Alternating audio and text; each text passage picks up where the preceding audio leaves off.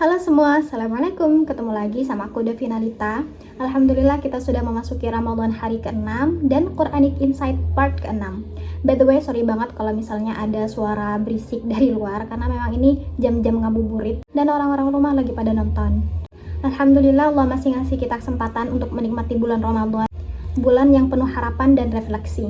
Ada momen-momen dalam hidup kita di mana kita dihadapkan dengan tugas-tugas yang berat, dengan amanah-amanah yang berat, kayak bicara depan banyak orang, menjelaskan sesuatu kepada orang yang kita segani, atau bahkan menghadapi situasi yang membuat kita gugup dan cemas. Kalau kita pernah kayak gitu, kita harus baca doa dari Nabi Musa alaihissalam. Seorang nabi besar yang memanjatkan doa ini sebelum bertemu dengan salah satu penguasa paling kejam dalam sejarah, yaitu Fir'aun. Pertama, kita bayangkan situasinya Nabi Musa. Nabi Musa adalah seorang laki-laki yang pernah hidup di istana Fir'aun. Dan kini Allah perintahkan Nabi Musa untuk kembali ke istana itu dan menyampaikan kebenaran kepada mantan ayah angkatnya.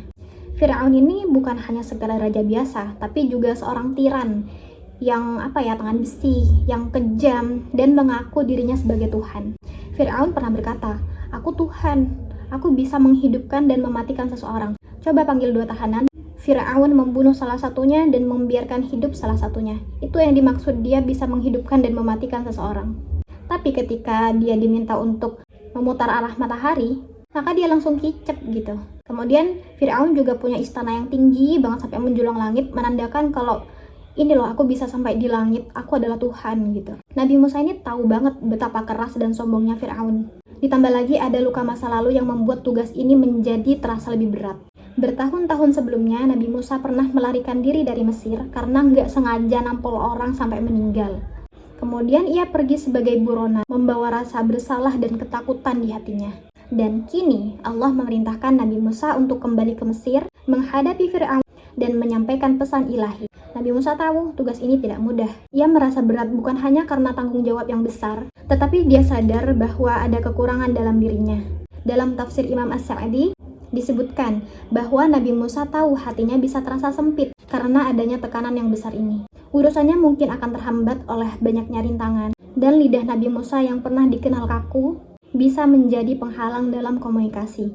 Di tengah kecamuk itu, Nabi Musa melakukan sesuatu yang luar biasa. Nabi Musa nggak langsung berdebat atau merencanakan strategi, tapi ia memulai dengan memohon sama Allah. Doanya bukan hanya sekedar meminta kekuatan fisik atau tambahan pengikut, tetapi ia meminta 3 hal yang mencerminkan kebutuhannya yang paling mendasar. Yang pertama, kelapangan dada, kemudian kemudahan urusan, dan kelancaran berbicara. Doa Nabi Musa ini terekam dalam Quran Surah Toha ayat 25 hingga 28. Bunyinya, Qala rabbi syrah li sadri wa yassir li amri wahlul 'uqdatam min lisani yafqahu qawli. Dia, Musa, berkata, "Ya Tuhanku, lapangkanlah dadaku dan mudahkanlah untukku urusanku, dan lepaskanlah kekakuan dari lidahku agar mereka mengerti perkataanku." Doa ini bukan cuma permintaan tapi juga tanda tawakal. Nabi Musa tahu tanpa bantuan Allah, Nabi Musa nggak mungkin menunaikan tugas ini dengan baik. Ia juga tahu bahwa berbicara kebenaran nggak cukup hanya mengandalkan keberanian.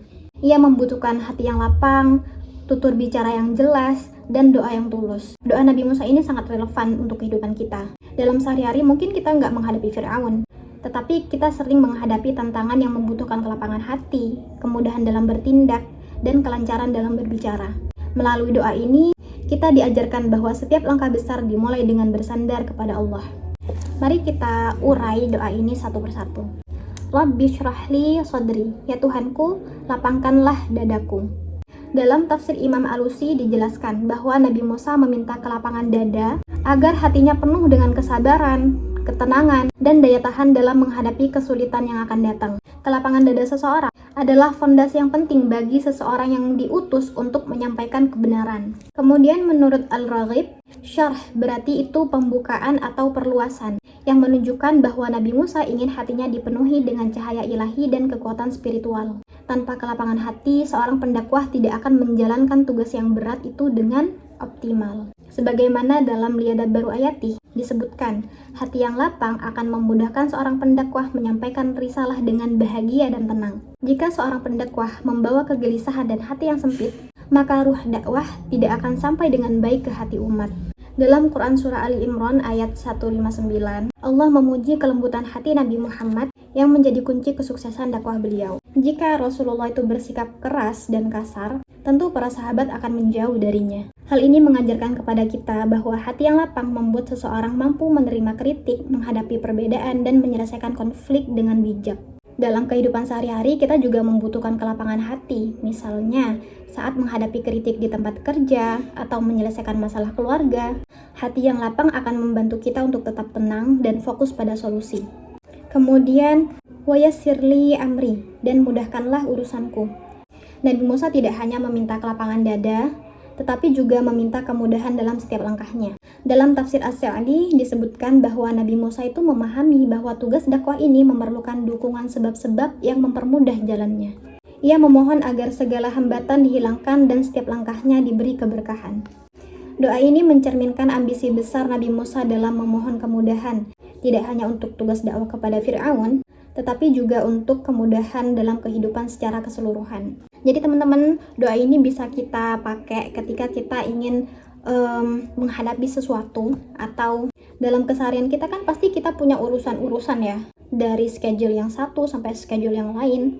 Maka doa ini pas untuk kita amalkan dalam keseharian kita, meminta kepada Allah untuk melancarkan setiap urusan kita.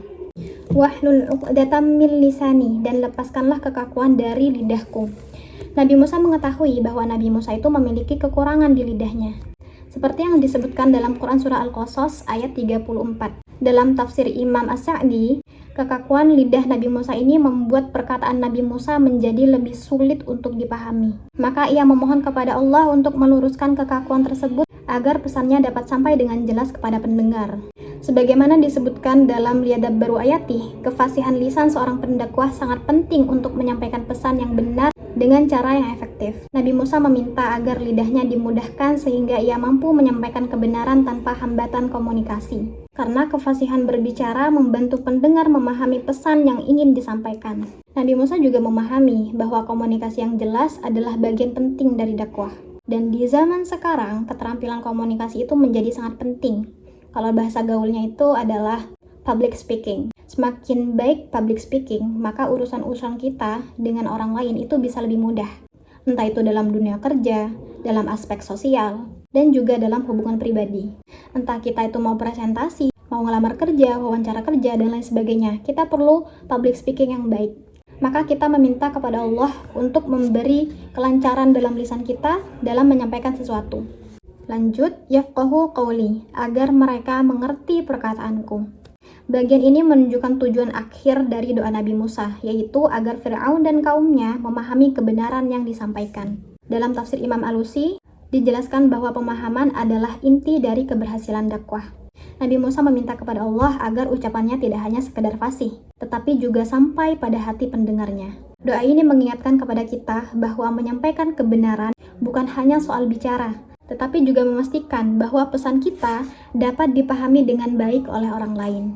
Ketiga poin yang tadi, kelapangan hati, kemudahan urusan, dan kefasihan lidah adalah elemen-elemen yang penting untuk mendukung penyampaian kebenaran. Sehingga, Fir'aun meskipun sombong dan keras kepala, tetap mendengarkan pesan Nabi Musa hingga selesai. Ini menunjukkan bagaimana doa ini bekerja, melapangkan jalan bahkan di tengah kerasnya penolakan.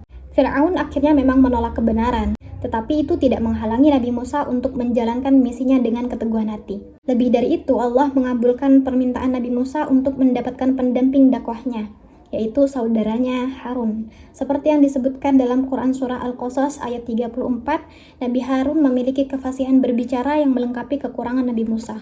So guys, doa ini bisa kita gunakan dalam keseharian kita. Mungkin saat kita harus berbicara depan banyak orang, saat menghadapi situasi sulit yang membutuhkan ketenangan hati, dan ketika merasa kurang percaya diri dalam menyampaikan sesuatu. Semoga dengan doa ini kita bisa menjadi lebih mudah dalam berdakwah dan lebih banyak hati-hati yang tergerak untuk melakukan kebaikan dengan dakwah kita. Semoga Allah mudahkan segala urusan kita di dunia dan juga memberikan kelapangan hati serta kesabaran kepada kita semua. Itu aja insight yang bisa aku sampaikan hari ini kepada kalian. Semoga besok kita bisa ketemu lagi. Dan wassalamualaikum warahmatullahi wabarakatuh. Bye-bye.